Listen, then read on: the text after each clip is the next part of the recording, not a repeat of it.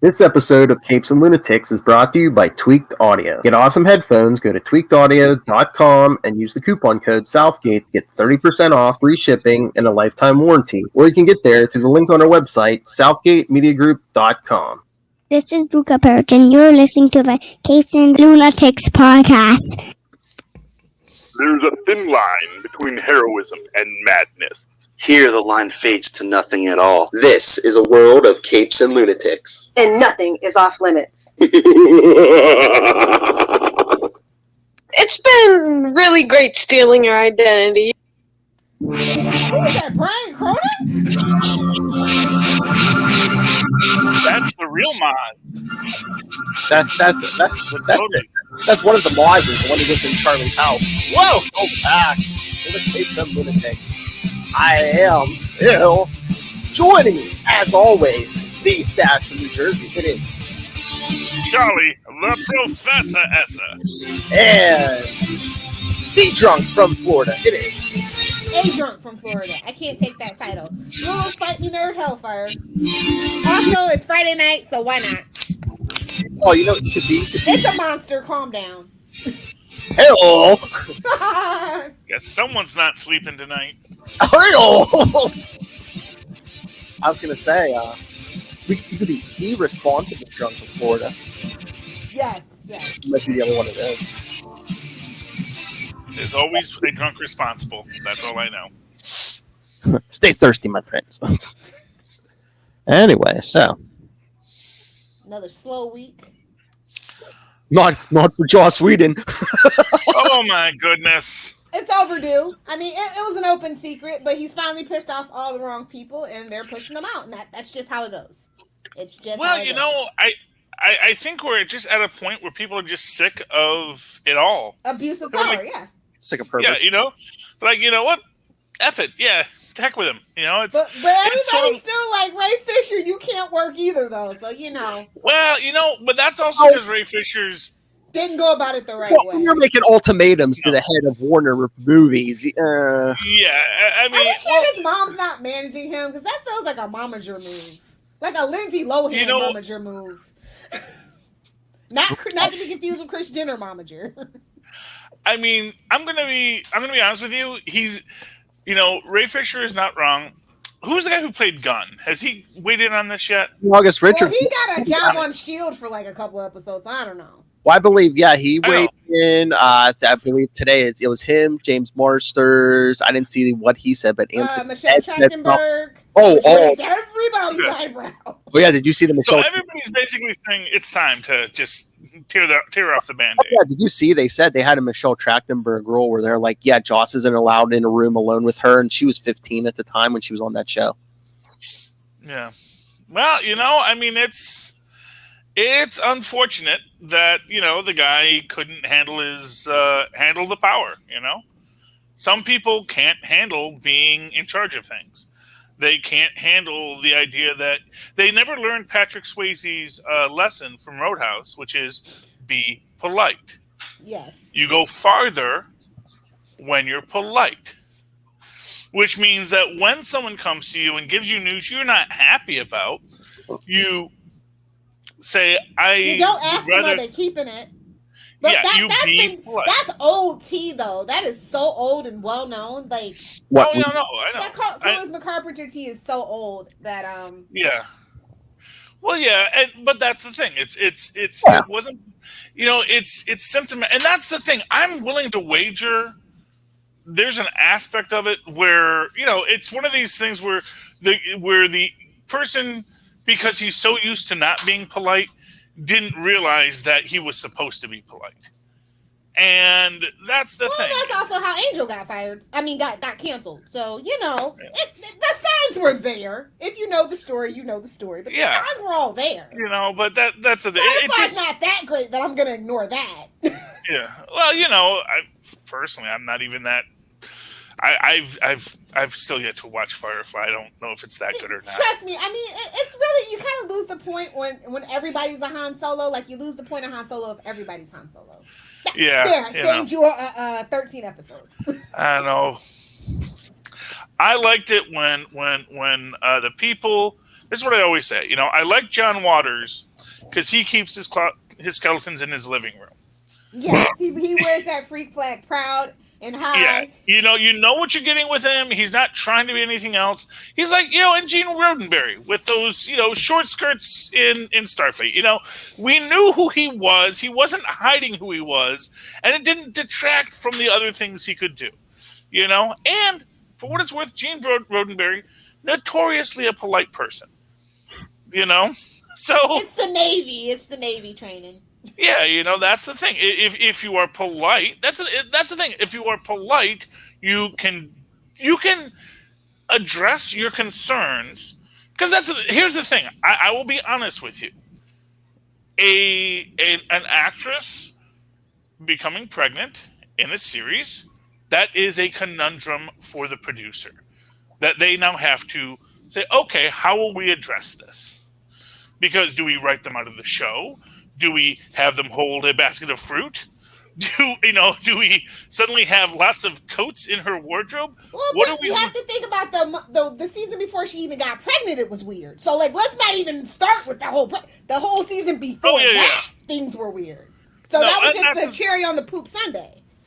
I mean, and that's the thing. But I'm using that as an example because that is the kind of thing where from a managerial point of view, it almost sounds reasonable to have that be a concern for a producer, but there are better ways that you handle it, which is how usually good producers handle it.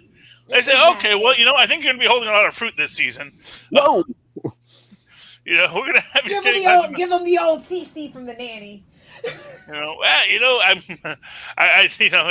What if we did a weight gain episode?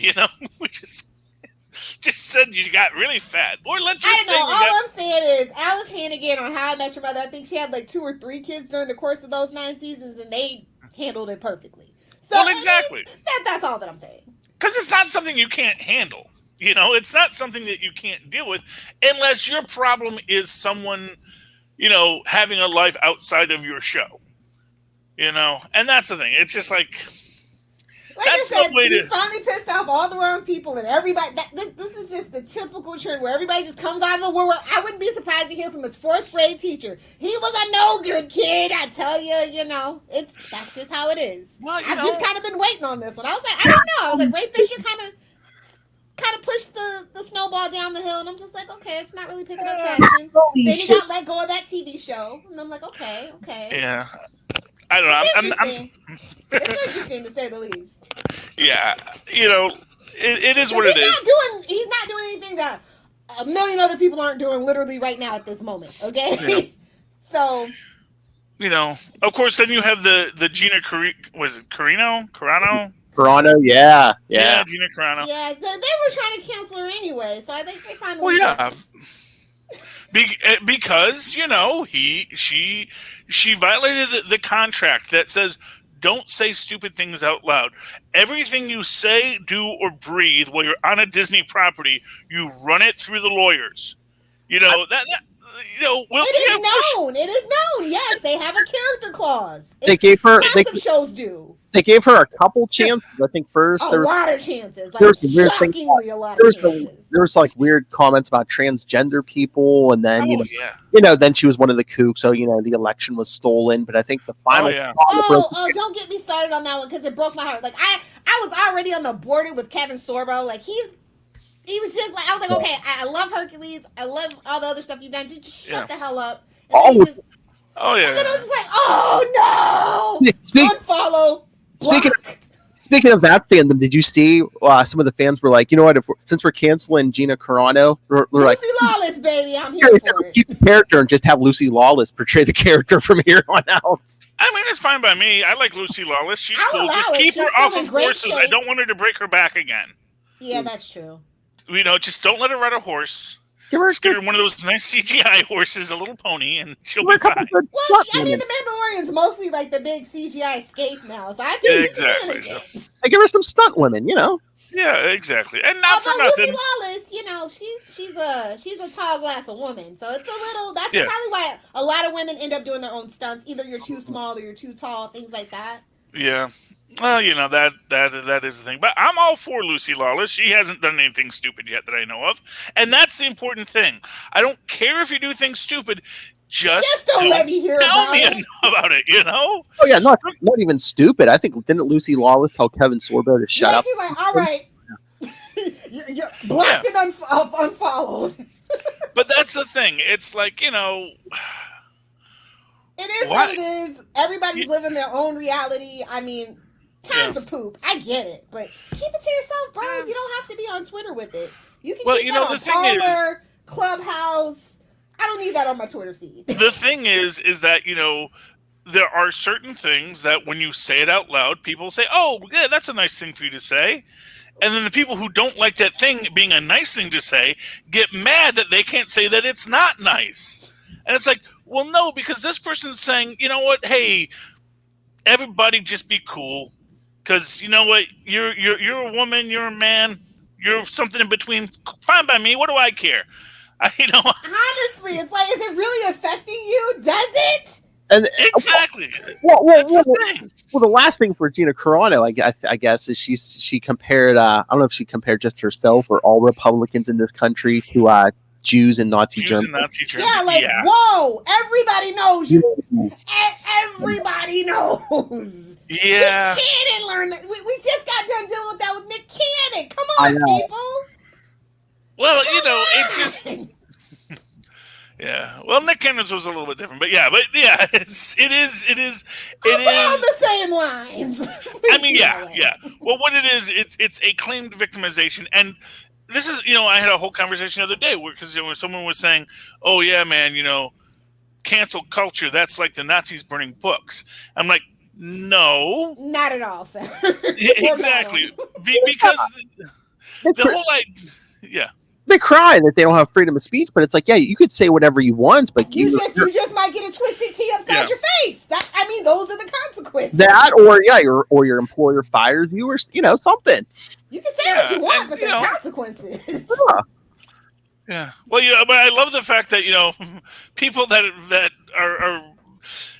And there was a whole thing Brian Cronin had mentioned, and someone else did a nice display of it, of all of the people that were like, oh, what's this woman doing in Star Wars? and then they're like how dare they fire Star Wars? I don't think they actually got Star Wars or Star Trek for that matter, or maybe they were just too young and it's just all nostalgia and that all the nuance, not even nuance in original Star Trek. Like all the politics and stuff that go with it. That's like those idiots who say superheroes are too woke now. It's like, have you not been paying attention? Have you met Captain America? That's been his thing forever. Well, to be fair, 1940s Captain America was very, very racist against the Japanese people. Yeah, I'm saying anything. Propaganda, propaganda. I'm saying anything from the Stan Lee '60s to now. It's like, anything from the '60s. Ever since the '60s when comic book writers stopped. Well, we didn't stop with the propaganda, but we lightened up on the propaganda. they made different propaganda. Now exactly. They lightened it up. They made it a little nicer, easier to digest. And now we all believe in American exceptionalism. The 40s was a simpler time, but you still got, hey, let's punch Hitler in the face. I mean, Captain first appearance. Well, of course. I mean, we had a whole war about it, Yeah, but it's unfortunate. And it's unfortunate when it's an artist you like. And I'll be honest with you, I liked a lot of the stuff Joss Whedon did. I love the Avengers. I love Angel, but when we were doing that podcast, I threw all the shade in the world. Yeah, but it's like, I would rather, and this gets to the death of the artist kind of concept and the idea that, we have to just sort of say, you know what, we can like artwork. But the Harry Potter fandom has rejected J.K. Rowling's point blank. Oh, yeah. But they still love Harry Potter. The whole thing. They still love Harry Potter. We don't give her money. We make bootleg merchandise. At this point, you don't actually even have to give her money because that's what fanfic's for, Exactly, we make our own merchandise. Already read the books, man. You can't take that away from me. I've never read the books. You wouldn't like it. It's a very millennial thing. Yeah, I would admit. Well, you know what? I probably if I had read it when I was of that age, it would have It been got very. kids to read, and that's all that. Like big, thick, dusty books. That's Yeah, all you that know. mattered to me. It's like me and the Chronicles of Narnia. I love the Chronicles of Narnia, and every time someone wants to like hate on the Chronicles of Narnia, I'm like, man, no, it's Christian propaganda. It's like I went to a Catholic school. What else was I going to read? It was a talking lion and a talking beaver. Okay, Right? Yeah. give me some mugwumps. This is great stuff. You know. And that's the thing. Whatever you embrace in your youth, it's great. But then you have to say at some point, well, maybe the guy who wrote it was, or the woman who wrote it, in J.K. Rowling's case, wasn't really the best role model. But you know what? I wasn't following them because they were a role model. I was following them because they wrote a good story. Exactly. And a good story is a good story, regardless of what the writer who wrote it did.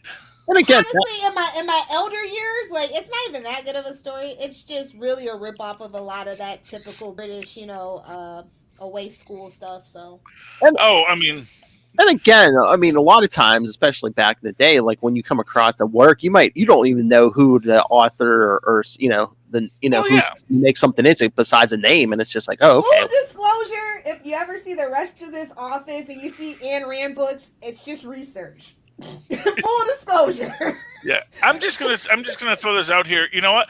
I really have no idea what R.L. Stein's political persuasion is, and I don't think R.L. Stein wants to tell me that. You would never be able to from his writings. Is the point too? I guess you're trying to. Exactly. I mean, R.L. Stein. And he's still making new things, man. R.L. Stein is that Goosebumps movie. Don't sleep on it. It was okay. No, well, he is churning out. He's got a new thing coming out too. Well, he just wrote the Man Thing series. It was not as popular as people were hoping, but it was something. He took a risk. It was like, I've never written comics before, but what the heck? You want me to pay me some money to write a Man Thing comic? That sounds like fun. Let's go to Hollywood with Man Thing. That's supposedly one of the ways to be a good business person. It's like people aren't supposed to know what your personal beliefs or not anymore. People live and die by that whole thing now. Have you seen YouTube lately? Have you seen? I mean, a lot of people are getting scrubbed off of YouTube for it, but have you seen YouTube lately? Oh yeah. The thing is, I saw a pluck young woman talking about the state of YouTube the other day. Yes. Gross and repetitive. No offense if you're watching on YouTube. I don't know, man. I just watch videos about math and ancient history, so I don't know. I'm just saying, except for Matt Pat. If Matt Pat ever becomes problematic, I will freaking cry. That's all that I know. Like, I'll have to stop watching Game Theorists, Skill Theorists, and Food Theorists, which is the best channel. See, I don't think Matt Pat's ever going to become problematic because I don't think Matt Pat is that invested in social issues. Exactly. That's the thing. That is the thing about social issues. Is like usually it comes down to this idea that this person wants to do this thing that makes them happy, and you go, okay. Why am I mad that they want to be happy doing this thing? Not my cup of tea, but okay. If you want to have a big debate about it, it's like, well, that's not a choice I would make, but I guess that's because that's not who I am, and that is a choice they would make. So, look, 99% of the time, you don't know what Lil Hellfire's personal business is. She don't even use her real name, but you know what her thoughts on Spider-Man are. I'm here for Peter. Come on. Yes, well, Spider-Man is not problematic. He's a decent enough guy, a little whiny, a little needy. Let's be honest, has a lot of girlfriend issues. Admissible evidence. It's legally admissible evidence. Yes, it is. But he's a nice guy. He loves his aunt. He makes stupid decisions, but don't we all? Honestly, if we had the opportunity to become the world's greatest masked wrestler, wouldn't we all try to go 10 minutes with Hacksaw or Crusher Hogan? Yeah. Crusher Hogan, thank you. I was trying to remember what the original name was. Crusher Hogan. I'm here for Peter. Yes. Actually, no, it was Bonesaw. Bonesaw in Bonesaw, the great Randy Macho Man Savage. Some of his finest work. Spirit of the Macho Man. Another person. I have no idea what Macho Man Randy Savage's political persuasion is. I don't care because he was a character. Oh, yeah, and that's where Hulk Hogan gets to be worrisome. You mean besides it's like Hulk? Hey, come here. You mean besides being with his friends' wives? What? Well, see that I'm not Among even going to. so many other things. You see that kind of thing I don't care about. It's like because first off, look, man, that's he's a wrestler. Hollywood. That's just kind of the vibes. I'm not going to fault anyone for their poly life. If that's what they're about, if that's where they're at, can't say I blame them. Oh. If I look like Hulk Hogan, I might be doing that too. I don't know. Not that I think he's that attractive of a man, quite frankly. I've always found him to be a very kind of a soft, muscly guy, Oh. Like, there's really ripped, muscly guys like Ferrigno and Arnold. Because he's a wrestler, not a bodybuilder, and it's a very different aesthetic for those in the know, which is why bodybuilding is a very specific homoerotic art. Whereas wrestling is a homoerotic art for everybody. Soap on the ropes. Oh my God! I like bodybuilders; they're cool. All right, anyone listening to this on the podcast, you must subscribe to the YouTube channel just to watch Lilith Hellfire shoot her dog dirty looks. It's the little one. It's Krampus's little fucking The attitude. Little dogs are always trouble. Rat terriers, in fact, don't ever get a rat terrier, bro. They're very naughty dogs. Like, it's the little one well behaved, but like I don't know what he wants right now, and he just. It's the little one with the attitude. That's like your profile on our website. Hey, just scratching an itch. No worries. No, I know. Okay. I know. Not to be confused with Marnell.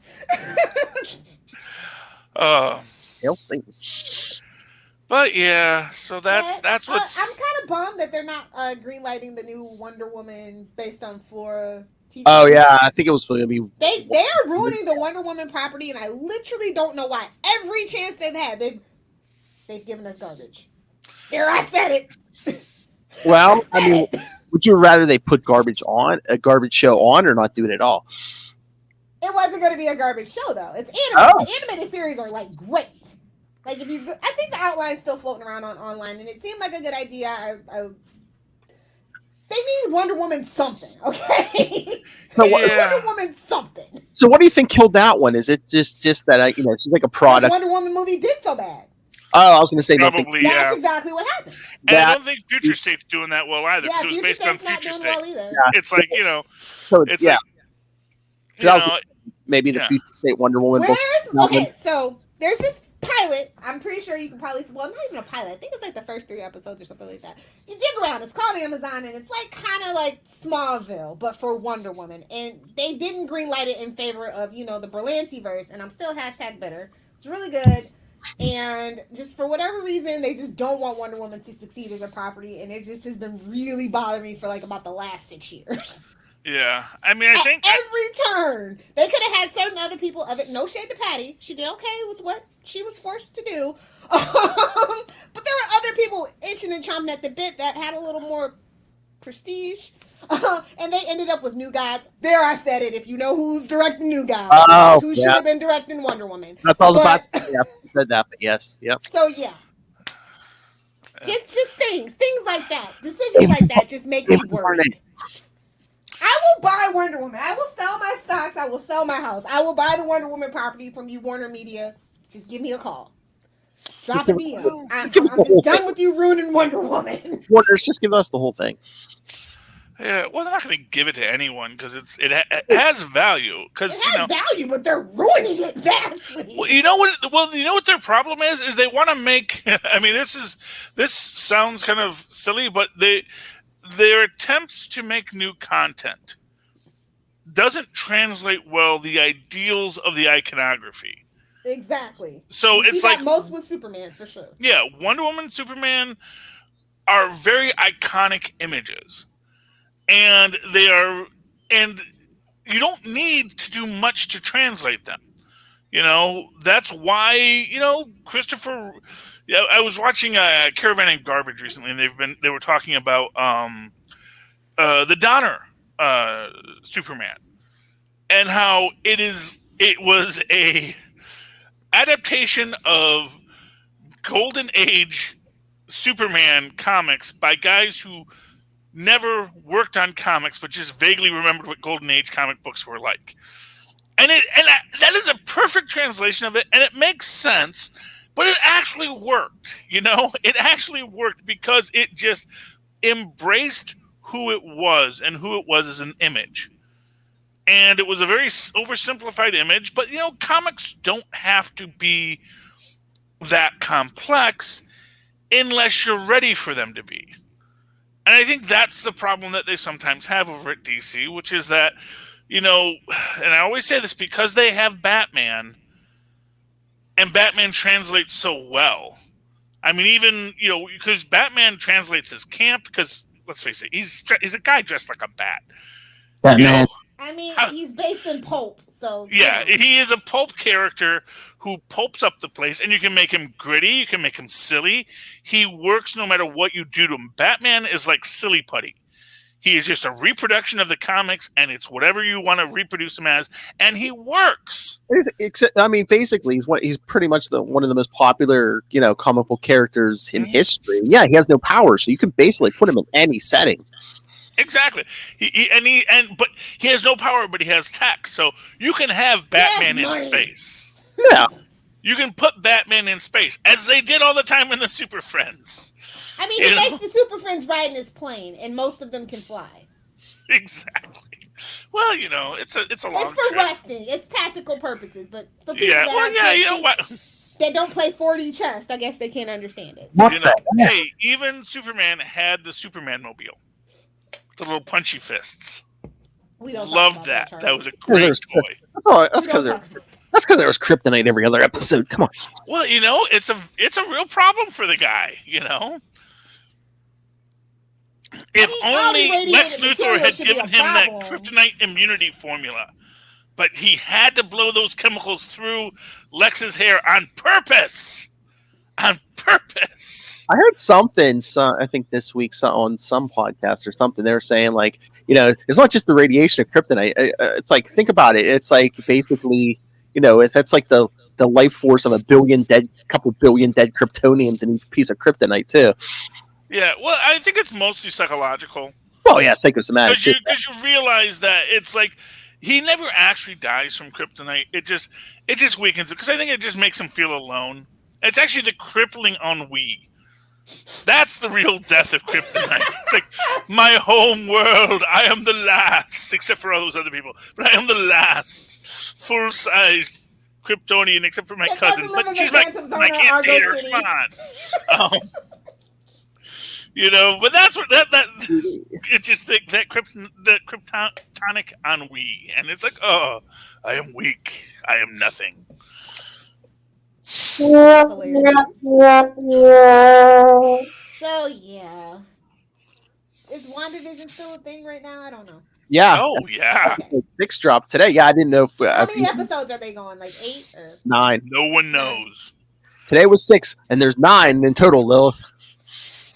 Which, as Philip pointed out, means this episode was the 90s. Yes. Means next episode is the 2000s, then 2010, and finally, the present day. What are even sitcoms? What sitcoms are out in present day? I'm sorry. Are there any iconic ones that came out between the last 5 years that are still on the air? Oh, well, I mean, by 2020, they don't have to. They just come into reality. So, they just have to do, so 2000. The Big Bang Theory would probably be the 2010. Well, the penultimate episode will be the 2010. So yeah, the last episode will probably be like the present. So it'll probably be some streaming show or something. Yeah, we know there's a Modern Family thing in 2010. Or like, I think the next one, I mean, I would rather it was Friends. ABC? That makes sense. I would rather it was Friends because... That's more the 2000s, though. Late 90s, yeah, exactly. Well, the next one is the 2000s. So the next episode, I would like it to be like Friends, or it could be Mad About You. How I Met Your Mother, damn it. Mad About You is too old. That's more mid-90s. Okay. I don't know when things came out. I do. All of Blood. Paul Reiser fan and Helen Hunt, so huge. And They're Hank very Azaria good. when he's not doing voices on The Simpsons. So I know. That actually had a great cast. And Helen Hunt and Hank Azaria found love for a little bit there.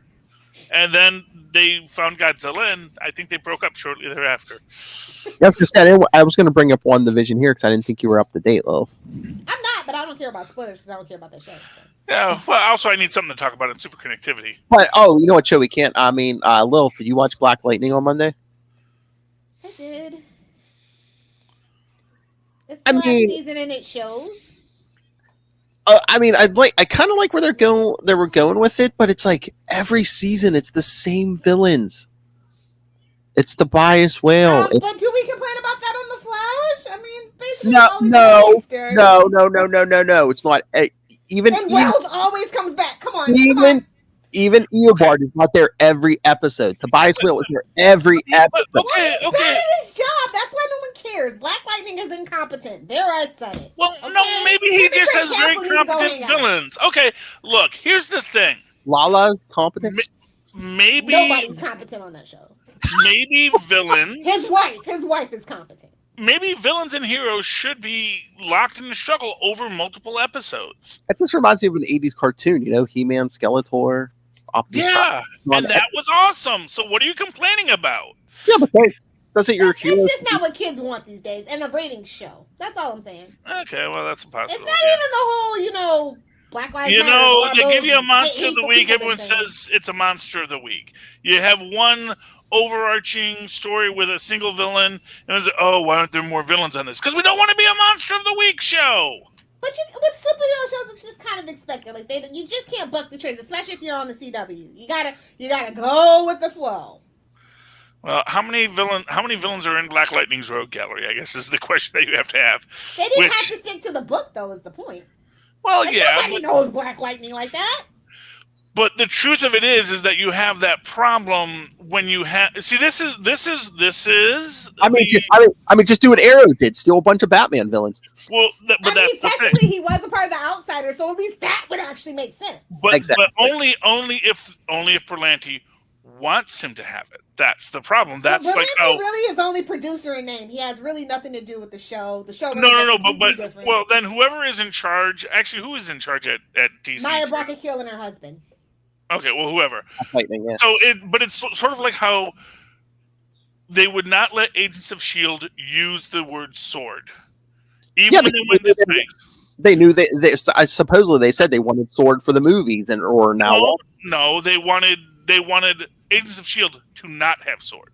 Yeah, no, because they were saying Agents of S.H.I.E.L.D. was always on his own little corner. Well, yeah, but the idea is time to promote the movies, where they were was they wanted them in their. They wanted them in a corner. And that's basically what Black Lightning is. They're like, yeah, they could give Black Lightning a lot of villains, but you know what? We want to save that villain for later. Well, it's hurt the show, and every single season, they have their ratings by half. Literally by half every single season. But you know what the sad thing is? Is they don't have to play like that. They could do what Agents of S.H.I.E.L.D. said. They said, okay, give us your most obscure villain. What obscure character could we have? You know, you say, you can have Angar the Screamer. Okay, we're gonna do an episode with Angar the Screamer, and we're gonna make it work, and we're gonna come up with our own villains, and we're gonna do our own thing. Because F you don't want to give us what we want. We're gonna make it happen. It's just the showrunner being weird. She is known, and I hate saying difficult, but it is known she is difficult to work with. I mean, after Crisis, he's on the same earth as the rest of those shows. People forgot, it seems like. I don't know. Bring in a Flash villain. Bring in, Arrow's not on the air anymore. Bring in some Arrow villain. Something. Phil. Nobody wanted to go down and play in Atlanta. They can't now. True. He's way in Atlanta. I forget. I keep forgetting. Yeah, they film in Atlanta. He could have mixed with Stargirl because she's there, but. Well, yeah, we don't know if Stargirl's in this. She is on this Earth. She is. No, she's Earth 2, right? Technically. Earth 2. Just wait for it. Yeah, is there still an Earth 2? I don't know. Yeah, they made an Earth 2. It's a new Earth 2, yeah. Oh, they made a new Earth 2? They couldn't wait. Much like the real Crisis. They couldn't wait. Well, because we knew that they were going to do that. It's sort of like, and to be fair, there's always that one universe that escapes the whole cosmic Armageddon. It's like the MC2, if you read between the lines, never got down the barrier. The MC2 did not get destroyed when they did the big incursion storyline across all of Marvel. The MC2 was the one universe that actually just continued on with no incursions. Why? Because. And F your feelings. That's the thing. It's like you can these universes they can do whatever they want, and that's the thing. I actually think that's a lazy writing thing.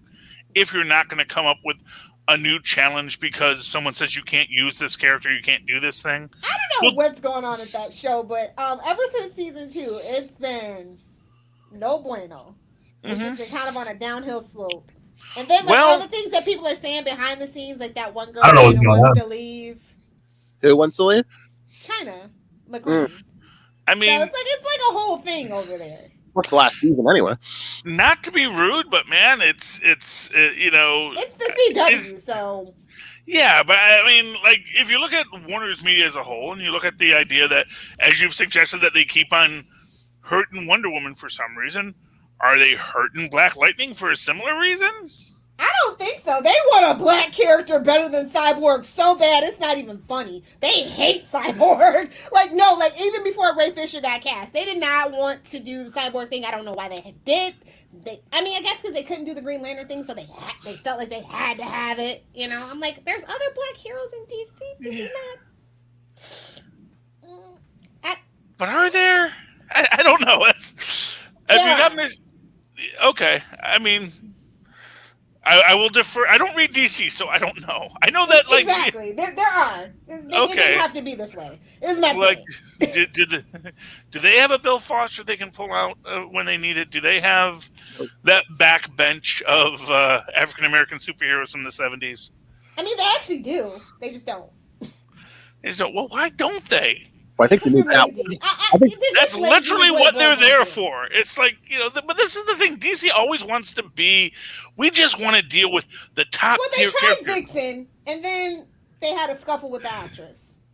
So, but if you know, you know. Like I said, then you recast the actress. CW. Do they think anybody cares who the actor or actress is? Well, she had a pretty good following. She was dating Chris Rock at the time, so. Yeah. You know what? Just hire someone better. That's how that works. You see, it's the CW. You can't. Are you talking about original one? Original Vixen. I mean, she's supposed to have her own live action show. She's supposed to be on Legends, and then they did the whole weird. I'm just saying, just like Kid Flash. God bless. And then they did recast her on Legends. That was great. So you know what? Maybe you shouldn't be so afraid to recast. I liked that vision. But. You know, that's my thing. And that's the thing is Legends, when they don't have a character, they just create one. We'll say there's a leprechaun shapeshifter character now. That works. Why not? What the heck? We need to make this actor somebody else. Okay, let's do it. Yeah, it worked. But okay. It works as a story, man. I don't know what's going on in DC. Somebody needs to, whip them into shape. I can't take it anymore. All I ever say is that, you know, I don't know what's going on. DC never had to struggle like Marvel did in the media, and so we've never been bankrupt. That's true. Never had to grow as a well. You know, it's like you think about the '80s Incredible Hulk. You think about how that little show that was like everything else that just did not have anything from Marvel, had what it had, and that was all it wanted, and it was going to do it, and it did it well. And they built their little human stories. It's like I always say, you know, the reason why your creative writing teacher says, I don't want you writing sci-fi, I don't want you writing ghost stories, I don't want you writing any of these things, is because you have to write a human story first. You can't just rely on fan service and, ooh, I know who that Easter egg is. You can't rely on that as a writer. You have to be able to write a good story first. And if you write a good story first, then you can put in the Easter eggs for fun, and it's enjoyable. And that's essentially what I feel about things like, you know, what WandaVision is, what I'm hoping Winter Soldier will be, and Captain America and Bucky will be, is that it's going to be a good story about people working together and solving their problems. Oh, and then, there's going to be some people in costumes, and they're going to shoot some laser guns every so often. And that's fun, too. By the way, are we going to talk about the Falcon Winter Soldier? Oh, from the Super Bowl, yeah. I don't think we've talked about that yet because there's a psychiatrist in the room who is clearly manipulating these two heroes to be at each other's throats. That's Carla Soffin. Mark my words. Oh no, wasn't she older? They want a young, pretty blonde. Who they can keep. That's how they get you. That's how they get you. In the same way they made how in Jessica Jones they had the ringmaster, but they changed who he was a bit too. Made him into the hypnotherapist, but you knew that man was going to turn evil if they had another season. Look, you're physically hurting a little. Obviously, he was a hypnotist. Hey-oh. No offense. No offense. I'm just saying. I mean, maybe there's another evil, manipulative psychiatrist out there, and for all we know, maybe they give her the moonstone, and she like takes off her glasses and shakes out her hair, and then. Because not for nothing, it's way easier to make someone look less attractive than more attractive. So if you get an actually kind of hot actress and put her in frumpy clothes and the glasses, and then, suddenly, transformation. That's why that's a trope, you see. What did you say? I'm telling you. Oh my gosh, she's got a ponytail and glasses. And what is that? Paint on her overalls? Oh. Exactly. No Hellfire always goes back to that movie. It's a good movie, not another Chris team. Evans. You know what I say about Chris Evans. Chris Evans keeps me all day, every day. Oh, heard a great theory, or just a fun fan idea is, that now that we have Pietro, they should have Chris Evans show up in WandaVision, and you think it's Captain America, and then he goes, "Flame on." We all just want to forget about that. No, we don't. No one wants to. You want to.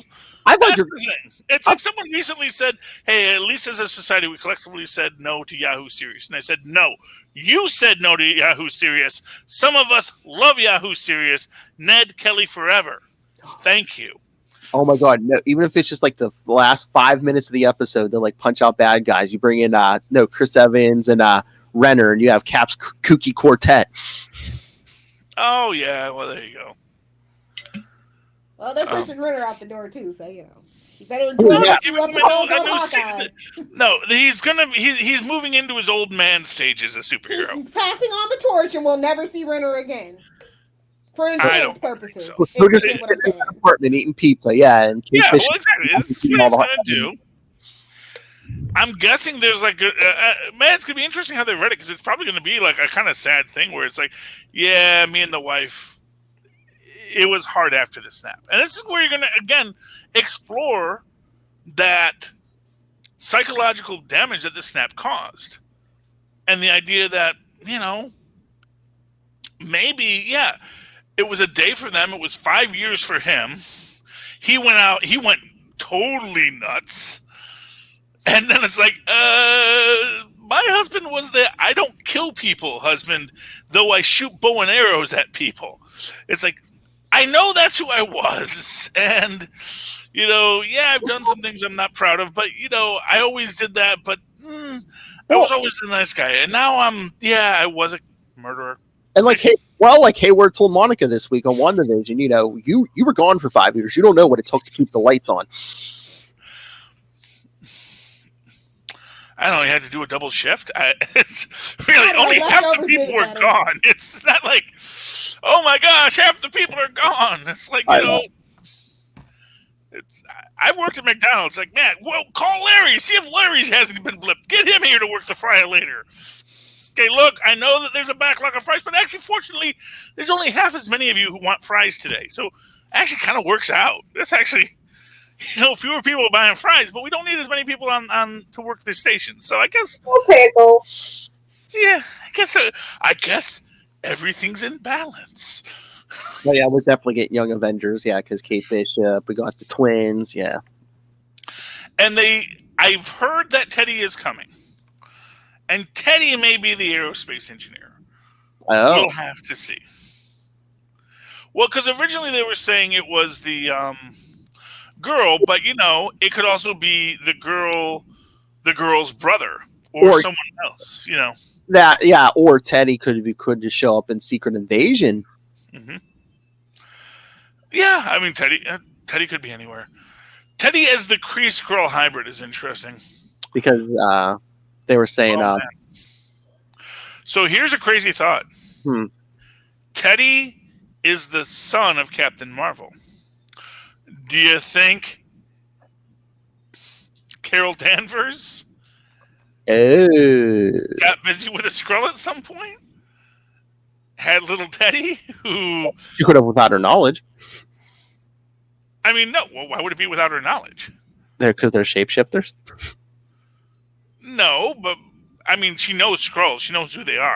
Well, yeah. But I mean, I thought you were saying she didn't know she was pregnant. No, we're not doing that story. We're never doing that story again. No. Nobody likes that story. That story never happened. Yeah, Race Avengers 200 from. Yeah, no. I'm saying, what if maybe her and Talos, I don't know, Skrull marriage rituals, maybe yeah, man, throuple time, that could be their thing. And so maybe Teddy will be the son of Captain Marvel and a high-ranking leader of the Skrulls. Anything's possible. Wouldn't that be fun? And are we getting Elijah Bradley in Falcon and Winter Soldier, maybe? I mean, I hope so. Yeah. I hope so. Then you also have Elijah Bradley's son, which is another possibility where they actually, what was his Isaiah X? I think he goes by the name of. Oh. Or is it Isaiah or Josiah? I forget. But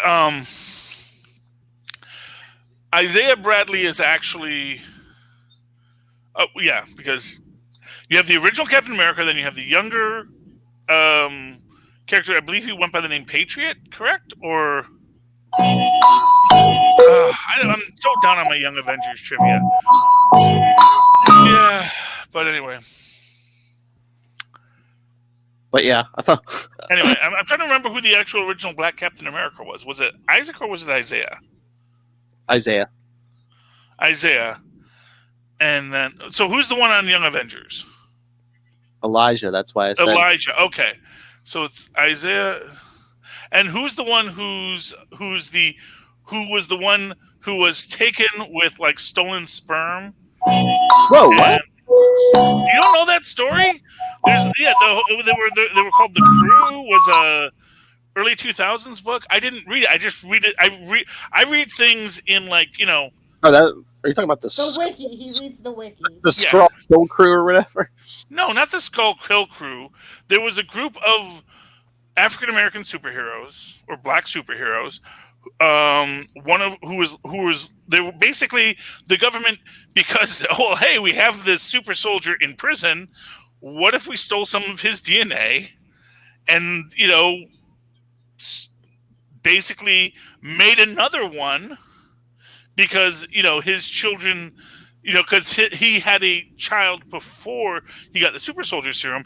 What if we made another and we just steal his sperm? We'll knock him out. We'll take his sperm. We'll impregnate a woman and ipso facto instant Captain America. You're not talking about Isaiah Bradley? No, not Isaiah Bradley. Okay. Isaiah Bradley got his powers when he got a blood transfusion from his grandfather. Yeah, then I don't know what's going on. Okay, no, there is another Black Captain America out there, and I'm blanking on his name, but I want to say I think it's Josiah X. I think it's Josiah. Isaiah Bradley was the original one before Steve Rogers. That's yes. Okay, because I swear you're getting confused between Elijah and Elijah. No. There it is, Josiah X. There he is. Yeah, Josiah X. Okay. He was the. I'm getting to the Marvel wiki on him. Josiah X. His name is Josiah El Haj Sadiq. Legally changed, former legal name unrevealed. Let's see here. Josiah X's story is the story of his father, Isaiah Bradley, an African-American soldier who was a guinea pig in secret, illegal, and immoral U.S. experiments to recreate the super soldier process, which created Captain America. Isaiah and Faith Bradley's second child, the boy who would one day grow into the man called Josiah X, was not actually born to the couple. When Josiah came into this world, it was by way of artificial insemination using Josiah's inactive sperm following the effects of the super soldier serum, and a healthy sample from before the serum was administered. Like her husband before her faith's body was violated by men in the U.S. military involved in dark events that took place at Camp Cathcart. Dun dun dun. Yeah, so it's a pretty messed up story. Look it up though, kids. That's Marvel history. I thought we were done talking about Whedon. Yeah. No, yeah, so Josiah X is the other Black Captain America that maybe I guess we don't talk about much anymore. Okay, that does not sound familiar to me. I don't. Yeah, it was because it was really controversial and made people feel bad. It's like, oh, the government's evil. I don't like that story, but now people say, oh yeah, the government's evil. Let's make sure Joss Whedon never works again, because now people are sick of it. We used to be afraid to face it. Now we're finally facing it. That's a good thing. It's a good thing that we're so angry today. At least that's my opinion. What's yours? Anyone want to talk comic books? Yeah. Let's talk. Let's talk Riverdale Southside Serpents #1. Winner. Oh, how did you like it, Charlie?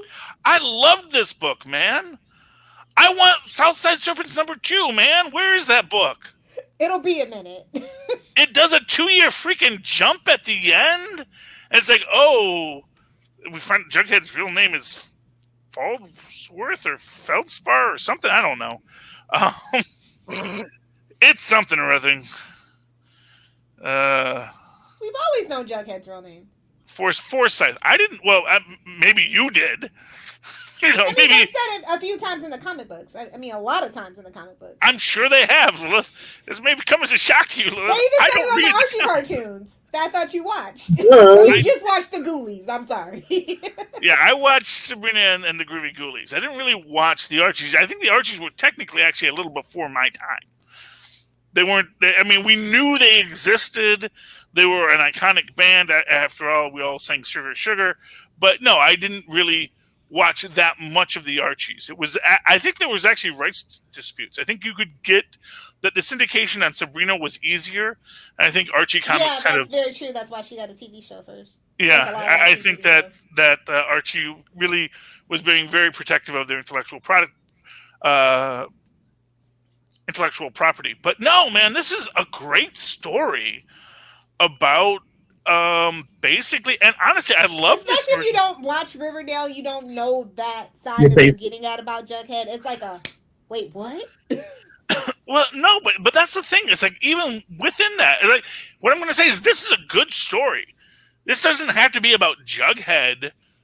It's about Prince Ferday. It's about the kid who is the son of a gang leader, and then also this weird kind of quasi interesting and honestly not for nothing throwback to me kind of view. I mean, when they bust up the Nazi rally, it so reminded me of the freaking Blues Brothers saying, "I hate Chicago Nazis," and just running the car through it. And it is such a beautiful cathartic moment in the Blues Brothers.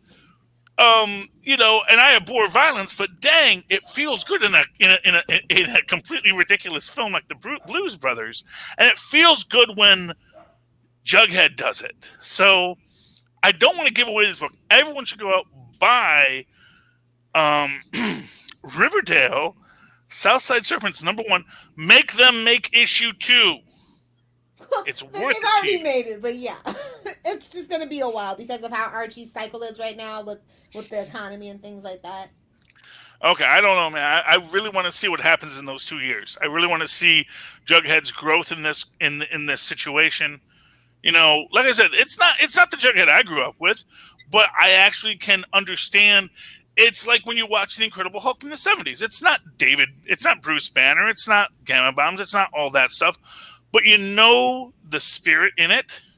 There is an honor to the spirit, and then there is a greater story to be told. That's what Marvel unlocks in their stories that DC cannot happen to.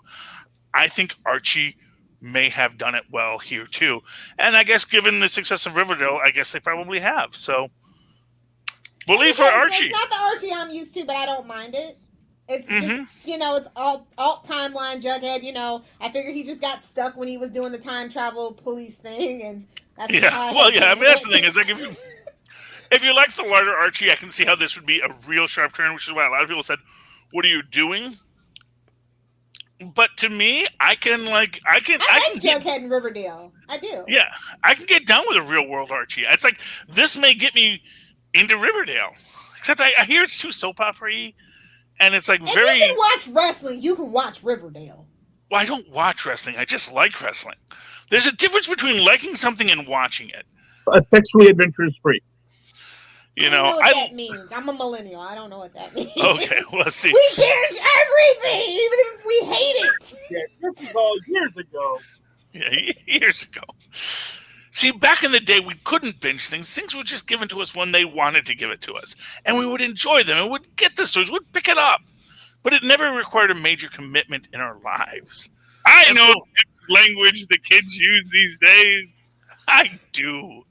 But I'm hip to the like jive, the artwork in that turkey. book too, though. That's for me. That's what like the Riverdale books. They really give it. They take it away from that classic Archie look, and they just give it something more modern and stylized. That I think they do a really great job with. Yeah, I really like it. I like his whole reference to the Ouroboros. There's just so many good things in this. The only thing that really takes me out of it a little bit is when they go to the biker rally and they basically just go to like a mini Burning Man, and that was like. That's just Burning Man. Why are you guys going to Burning Man? Yeah. I mean, they even have like a Thunderdome for no reason. Weed, That's like one thing. Like, if you've ever been to Burning Man, you know about the Thunderdome, and it's kind of cool that they have one there. But it's like actually, they never. Burning Man's more like ate some mushrooms, but yeah. Yeah, it's a fun place to do mushrooms. Just stay where the lights are. Stay around the lights. Exactly. Don't go look at the stars and try to walk to them. But honestly, that's the thing. Mushrooms don't really send you that nuts. That's the good thing about mushrooms. It's a very mellow thing. And you can walk. Allegedly, it's a medical term. I don't know what's going on. I don't know. I'm going to tell you, it's actually, yeah. I mean, even when you're tripping hard, it's still like everything's there. It's like you can still see reality, or maybe just my mind is so superior that I just control myself to the level where it's like, you just have a high tolerance. That could be it too. I am very fat, and the brain is fat, so anything that affects the brain has to work really hard to get there. It's like, no, there's fat right there. Can't we just make that fat truck? It's like, no, we're supposed to go to the special fat at the top. It's like, I don't want to. I just want to make this part drunk. It's like, oh, why does my belly tingle?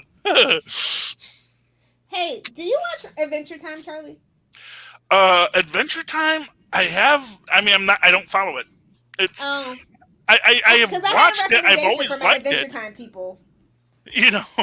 Basically, here's my thing. It's like, and again, this goes to the way I digest things as a nerd. It's like, I know a lot about Adventure Time because I watch all the videos. I watch all the people dissecting and telling me about it. It's like, oh, good.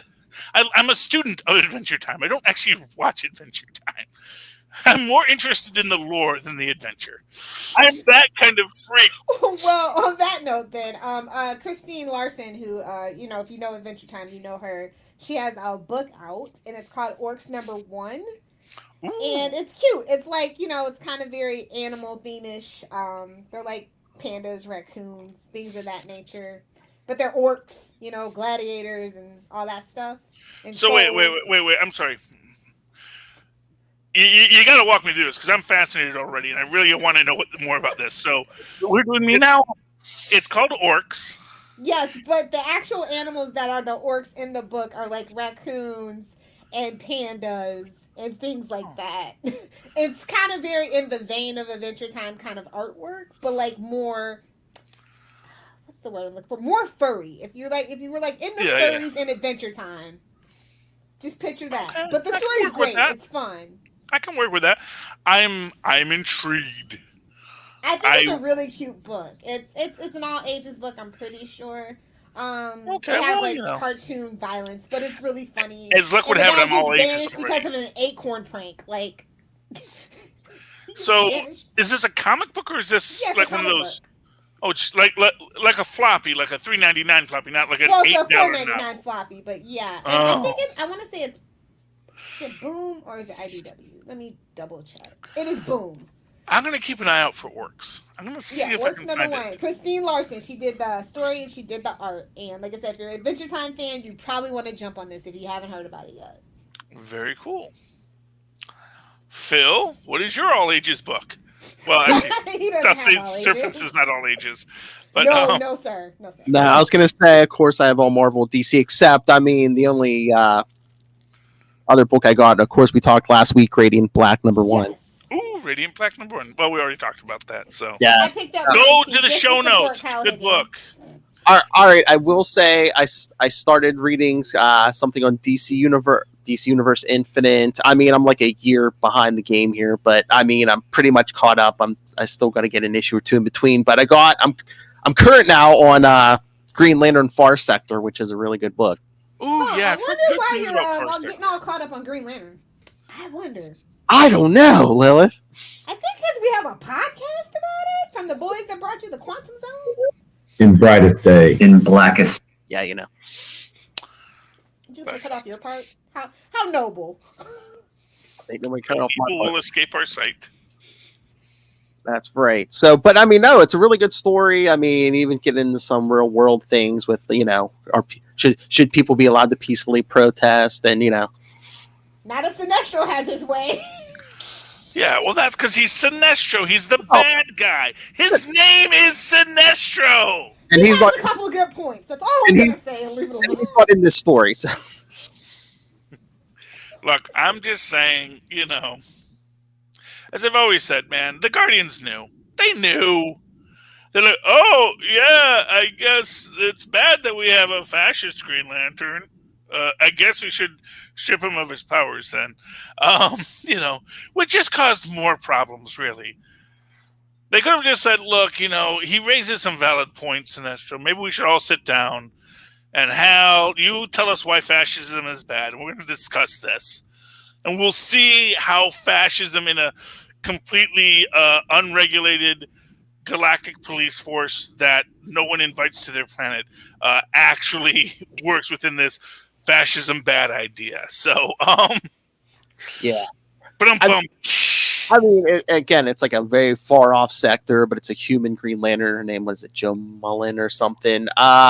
Yeah, really good story. And I guess they're going to be folding her into whatever's coming after Future State, because at the end of Future State 2, it's like, most of the Green Lanterns had lost their ring power, but finally Hal Jordan gets to Oa, and this new Lantern's like, what did you do? Why weren't you here to help everybody? And it's just like, it's Hal Jordan. What do you expect from Hal? I mean, has Hal Jordan ever helped anyone? With his power ring. You need that guy who draws the pictures to come. He's the guy that rebuilds stuff. You shut your filthy mouth. Kyle Rayner, yes! Yes, Kyle Rayner. Kyle Rayner. No, I know that, Look, I love Jon Stewart as much as the next guy. I really think they should have started with Jon Stewart. I love to hate Hal. I'm not going to lie. Parallax is the best version of him, and you can fight me. Anyway. Oh, boy. Yeah. Did you see anything new from DC, Philip? I did get some Future State books, Lil, because that, besides here we are in the future. Here we are in the future, and it's swell. Somebody bought me Love is a Battlefield. I haven't read it, but it's here. Oh my! But no, I mean, this week the only thing that was new that wasn't Future State was Green Lantern season 2, number 11. I saw that. Yeah. Wait, why is it season 2? Because Grant did 12 issues, and now he's doing another 12. But they did the season. Differentiate it. We already talked about this, Charlie. We did the seasons because it was, that TV show you like that had seasons? Well, there's a comic book that's like, this is what would have happened in the next season. Because it's Grant Morrison, and he gets very high on anything he can. But it's not a season. That's what he wants. And he sells books. Yes, that's it. Yeah, that's what he Okay, wants. if he's selling the books, hey, who am I to argue? You know, if it sells, it sells. He smokes that jazz lettuce. Okay. Smoke the doobie. The devil's lettuce. Get it right. Oh, sorry. Oh, well, you know, everyone likes lettuce. Hell That's all I Satan. know. Real Nice. It was a light week for me, to be honest. So Yeah, it was for me too. Although that's I only do want to shout out Red Sonja Superpowers #2. I'm not done with it. I'm halfway through, but that artwork is stunning. Red Sonja superpowers. Mm-hmm. So like Red Sonja, like chainmail bikini. And then like colon superpowers. So it's like I can't explain it. Hold on, maybe I should try to explain. Okay. If you like too long to Red Sonja, explain. Let me you'll sum love up. this. What is it? No, it's just basically she's getting into a lot of lesbian cat fights, shall we say, with other superpowered people, and the artwork is chef's kiss. It's just basically a punch him up with the bikini. Like, you don't really have to think about it. It's just something. But Red you can Sonja doesn't through. have superpowers. This one she does. Ooh. So they're just trying different things with Red Sonja to see what sticks. You know, that they've just kind of been going through that rebuilding phase with Red Sonja. I don't know if you've noticed. Yeah. They did it with Barbarella and a couple other people. Yeah, that's like when someone said, "Hey, what if we gave the Shadow a mech suit?" I don't know. I don't. They're just trying different things to see what sticks because she's always kind of in danger of. Just because her whole world's been chopped off at the knees, if you know what I mean. So, like, we can't do a lot of exploring, so we have to do a lot of OC stuff, original. Although, weirdly enough, that's the thing. So, because I get the feeling that the Howard stuff is actually now public domain because it's old enough. I think it's like one of those weird things that which is, I think, why Marvel has Conan back. Well, they haven't really been delving into it, so if it is public domain, they better jump on it because they're really losing the plot over there. But this one, but you see, the thing with Red Sonja is she actually technically isn't part of that group because she was a separate character created. Yeah. So it's like one of those weird things where it's like technically I don't know. It's just the last 3 years, something weird has really happened where they kind of have stopped developing that ongoing story that they had, and they've been just trying new stuff to see what sticks. Yeah. And this is just a gimmick, but I love the artwork. It's very nice. So that's really all I read Red Sonja for. I'm not gonna lie to you. Yeah. And to be fair, they did the same thing with the Punisher. You had to go through the Frankencastle phase and the Avenging Angel phase, and then it's good and fun for sure. It's entertaining, but I just do kind of miss the lore and the world building that we used to have, and I just hope they get back around to it soon. But until then, I'm more than happy to just ogle at the artwork. Oh, there you go. Well, if you like the art and you like, women in chainmail bikinis, which is I understand a lot of people do. Beating up people. I mean, I love a punch 'em up book, and I like that it's a woman doing the punching them up. So yeah. It's always nice when people punch. People who deserve it. How long you want us to go, Phil? Yeah, all right. You guys I was gonna say, did everybody read Daredevil? Yes, I did. 2-7. That was the extra book I read because Lola said we would be a little bit later, and I read that book, and then I had to. And then suddenly she was early and said, "Oh, now I have to groom. I have to be beautiful for my public." And so yes, I did read it. I got things and words to say. Of course. You want to save it for Super Connected? Oh, did you? Well, here's what I'm going to say. I'm going to say,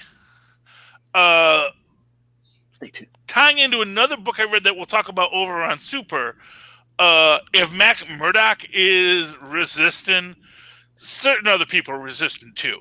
And I am sorry, Matt Murdock, and your little Catholic boy guilt. You got nothing. You got nothing on certain other people in this universe. So, but all that said, it's a delightful book. It is a delightful book. The back and forth between Matt and Null, the interpersonal relationship, and just Null being completely. And this is the thing. This is kind of that thing that I kind of feel always happens to the aliens that invade Earth. It's like, oh, dude, you do not understand our level of mental illness. It's like the whole Typhoid Mary thing. And she's like, "Yeah, I guess I'll cooperate." And you're just thinking, "Oh no, you don't understand. She ain't locked in with you. You're locked in with her." It is just, I guarantee you, Typhoid Mary is just going to just completely have fun in the Nulliverse and just really be the thing that breaks it up, man. Have I said too much, Phil? I don't know. No, I was gonna say I just think that symbiote was just like, oh, Matt Murdock's too much of a sad sack. I'm out of here. No, because Null was physically there. Null was there. Yeah. Symbiotes don't have like free will unless you happen to be the Venom symbiote. And even then, that gets overridden because Null is basically Emperor Doom, which is like a little petty schmuck who somehow wandered into enough power to hold everybody hostage. And then as soon as anyone can break free, suddenly it just starts the domino effect. And it's like, you know what? I think I'm going to break the crystal that holds the Purple Man. That's the whole reason why you have any power at all, you fellow. And just, take it all away from him. Marvel is filled with petty dictators whose power is based on lies. This is a recurring... like real life, yes. But you know what? Like I said, I think the world's getting tired of petty dictators whose power are filled on lies. I get so tie it all back to the start of this episode. Shade! And you will find out I am right so much more often than I'm wrong. First off, Rob. Oh, Rob is a saint. Rob, I will not go that far. But you know what? Here's what I'll tell you. I don't know Rob's personal opinions on a lot of things. Why did your eye? That's why I love him. Exactly. That's why I love him. Because you know what? I don't need to know, Rob. Just keep on making good podcast content, and no one cares. Really. And Rob is always very, very polite. Your weak sauce. Because that's what you need to be. Is be Boy, polite. we have some drops for you. Mark my words. So yeah, no, I'm kind of getting worried about comic books, but we'll talk about that next week. Oh, okay. The direct market specifically. Yes, I'm very worried. Okay, well, I mean, how much do comic books cost to make? That's the thing. It's like... It's not about that specifically. It's just the industry as a whole. Decision making. And the creeples that reside there within. If Joss Whedon is getting kicked out, boy, do I have news for a lot of y'all faves. Oh, yeah. Oh, no, because there are enough people that... That's the thing. That's like a Joss Whedon where they stick their fingers in... Oh, no, I'm sure there's lots of jerks in the business. Honestly, if I had gained fame in my youth, I'd probably be much more of a jerk than I am now. Before the internet? Before the... Well, hey, it doesn't matter if you were a jerk before the internet. People will still remember what you said that one time. I mean, that's the thing. It's like it didn't happen. That is Be serious without your pants on. Hey, you know what? Bill Cosby never tweeted about none of that stuff. It all came back in the end. So that's the thing. It's again, like I said, you can only you piss off the wrong people, all your skeletons come out of the closet. Don't mind me. I don't pay. Hollywood conspiracies. Just wait for it, Patreon. I was going to say, are you ready to name names next week, Lilith Hellfire? Not next week, but soon.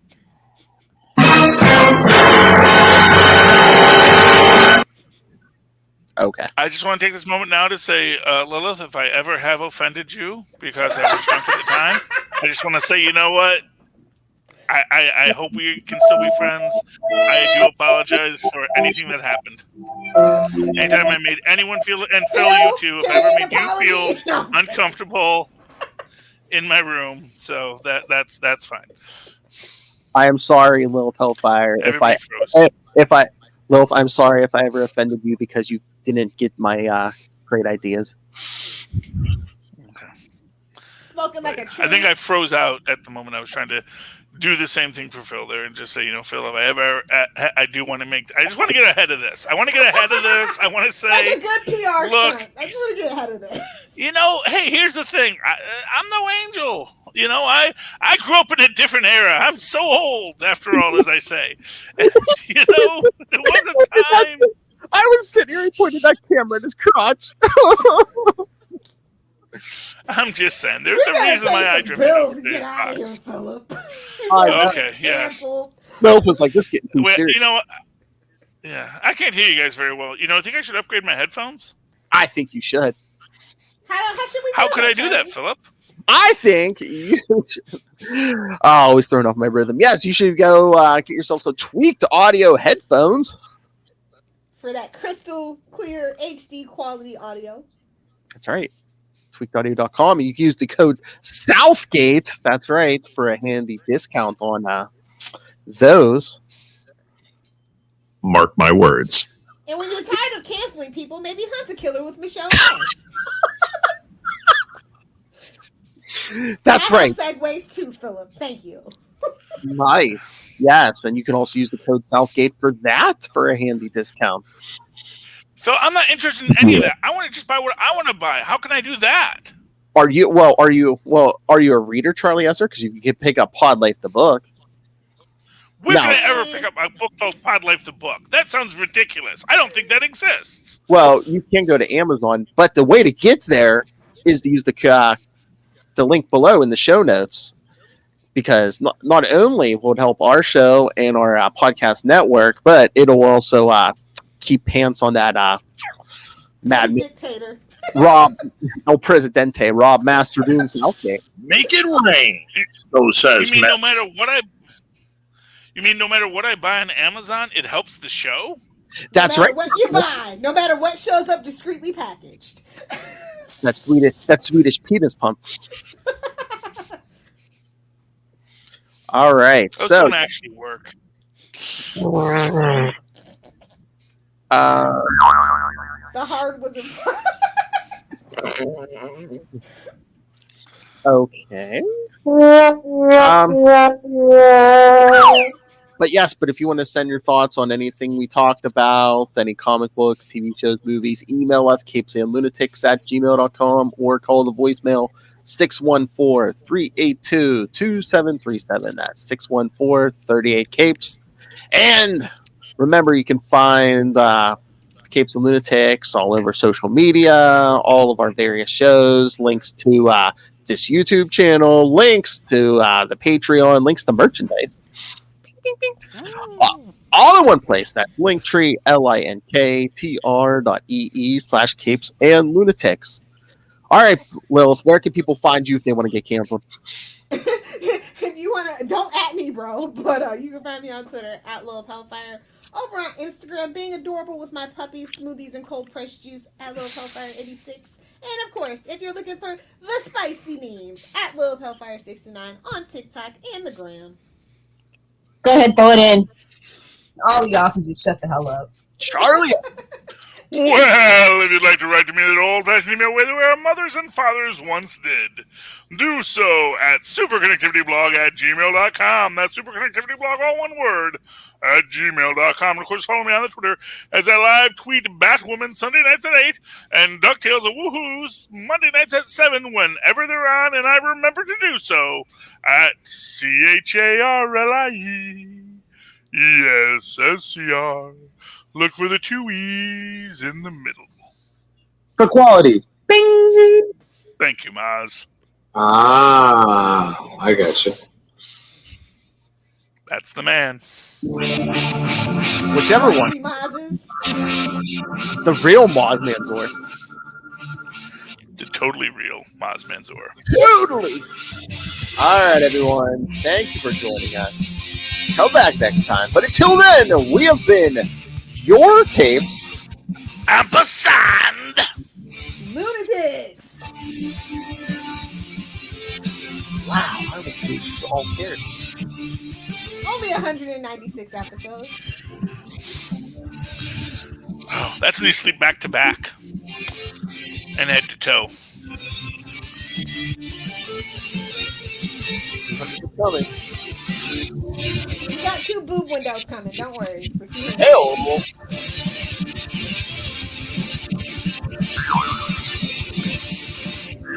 I could use a good boob window. Hell. Let the Somebody boys get that breathe. man a Gwenpool cosplay.